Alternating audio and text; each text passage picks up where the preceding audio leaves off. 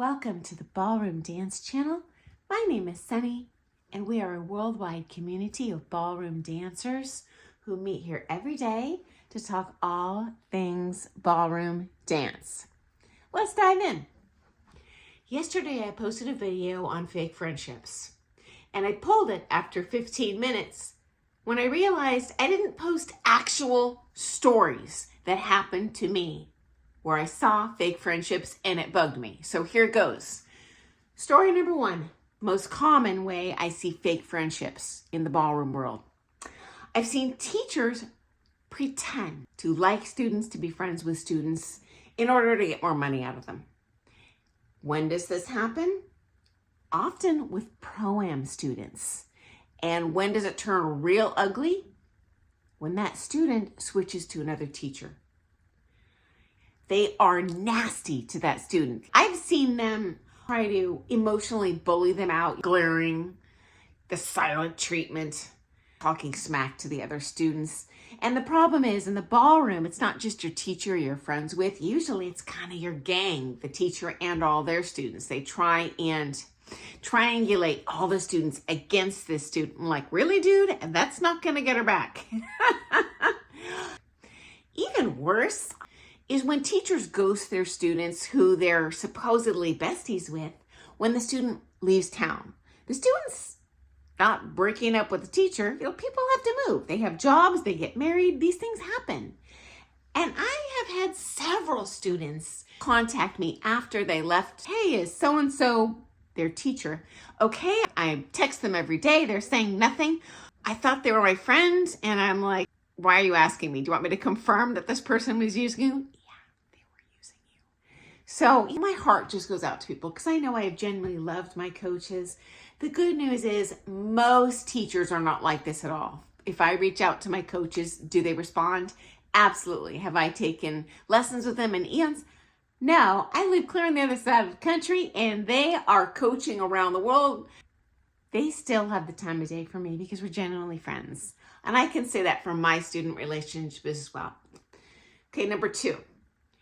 I saw this as a studio owner when I sponsored my first person on a work visa. So, rude wake-up call.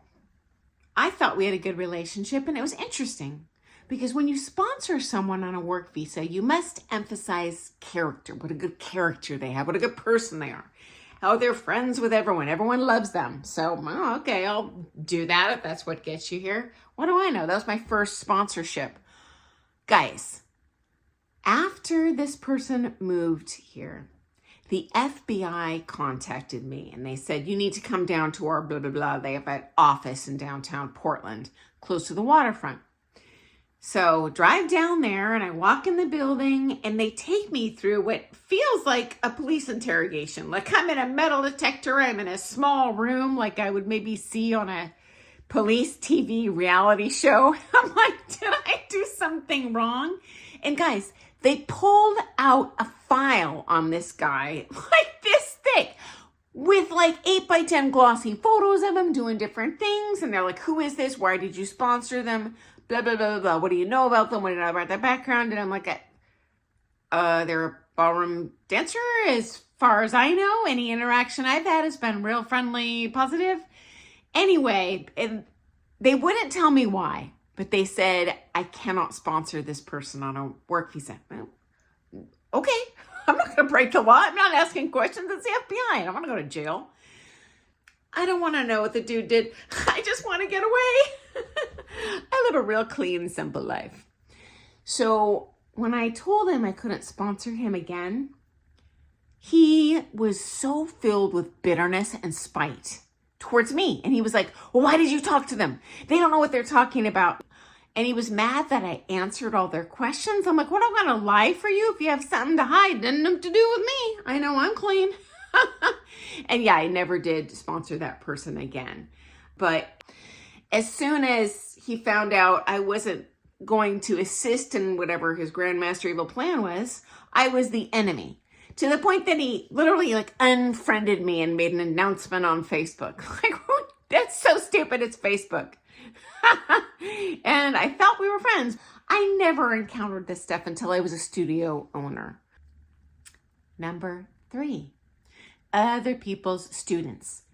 Never had a problem with this when I was a teacher, but as a studio owner, other people's students would kiss my booty when I was there and then come to the studio when I wasn't there and try and pull a doozy on my front desk. Oh, Sunny's my friend. She said I could come to this dance for free. She said I didn't have to pay my floor fees. She said I got to have the room to myself. She said blah, blah, blah, blah, blah, blah, blah. Okay, there's 2,000 people coming in this door a month. They are all my friends, but you are not my friend. If you try and use your friendship to manipulate money out of someone, that's just selfish. Okay, number 4. This is another international work visa I sponsored. Obviously, these international work visa stories are not American, so maybe it's just a cultural thing, but in the United States, this isn't nice to do. So, sponsored someone on a work visa, and like many teachers, they bought into the myth of their greatness and felt that they were fully booked because I'm God's gift, and having no idea how much I am hooking and jabbing in the trenches, the studio owner, to make that magic happen. Started to get kind of a tood, trying to flirt with other studio owners to see if they can get a better job in another studio. Pasture's always greener on the other side of that fence, and sure enough, they left in not the best of terms, didn't even tell me they were leaving. I think they gave me like a day's notice and didn't tell their students. So I did have to give some refunds. And they were just like, I'm going to go make $1 million at this other location.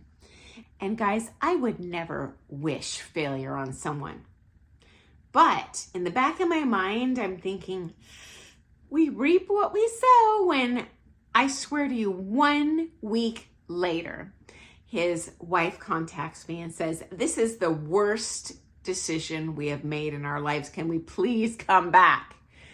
And at that point, you've already demonstrated to me that this is a transactional friendship. Someone that I really cared for and felt was a dear friend of mine and that liked me and was looking out for me just like I like them and was looking out for them. So I never stopped caring. I never stopped hoping for their success, but I do think history repeats itself.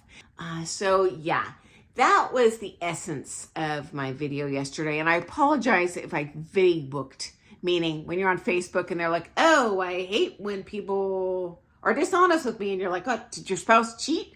Did your boss fire you? Did someone steal from you at the grocery store? Is it me? And so I wanted to make it real clear on how I've experienced these things in my own dance life.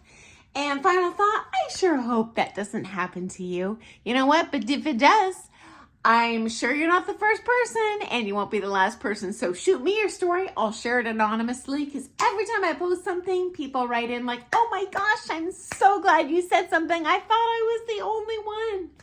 Okay, friends, I look forward to seeing you first thing tomorrow morning for some more Things Ballroom Dance. Thanks for joining me. Happy dancing. Bye.